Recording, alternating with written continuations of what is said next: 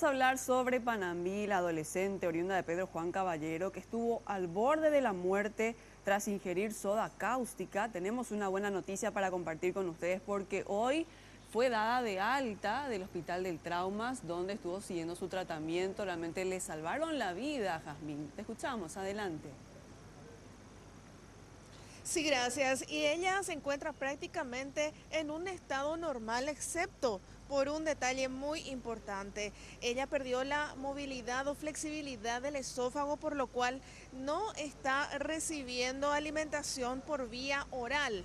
Le pusieron una pequeña sonda, por lo cual deberá continuar en tratamiento y en este caso será derivada ya al Hospital Pediátrico Niños de Acostañú.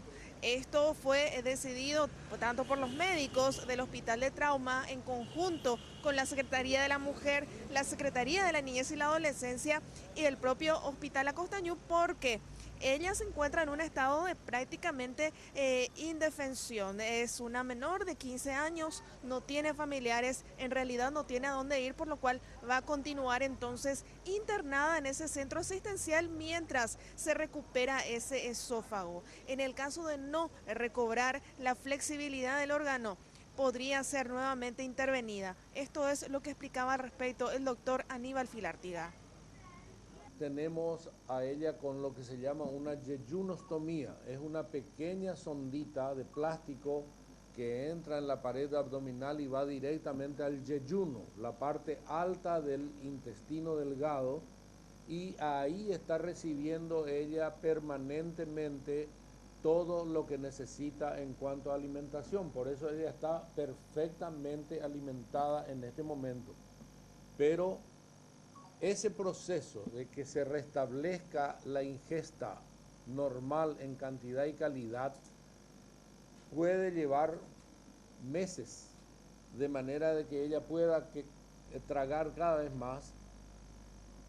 Y la otra es que evolucione mal y al cabo de 6 meses eso vaya estrechándose hasta convertirse en un desfiladero por el que prácticamente no pasa nada.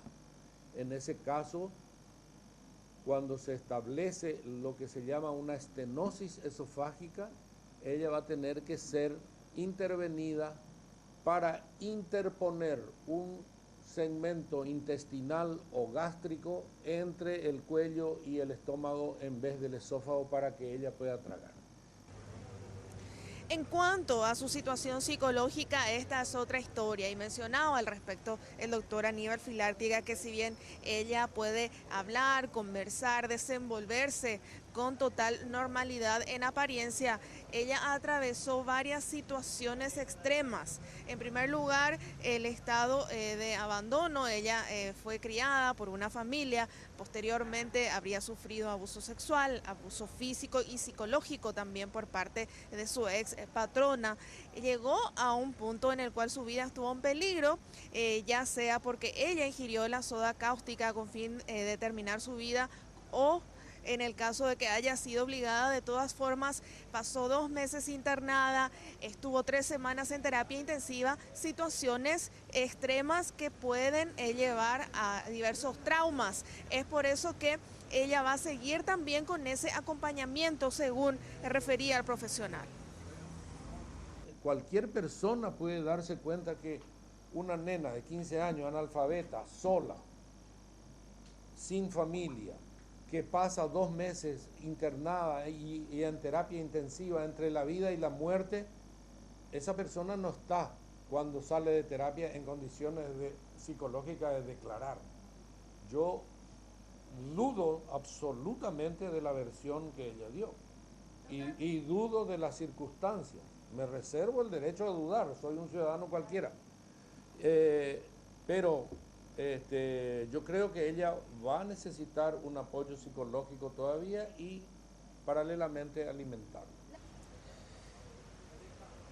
Y habrá que esperar entonces por lo menos 6 meses para saber si ella ya recupera totalmente la flexibilidad del esófago y puede llevar en adelante una vida normal.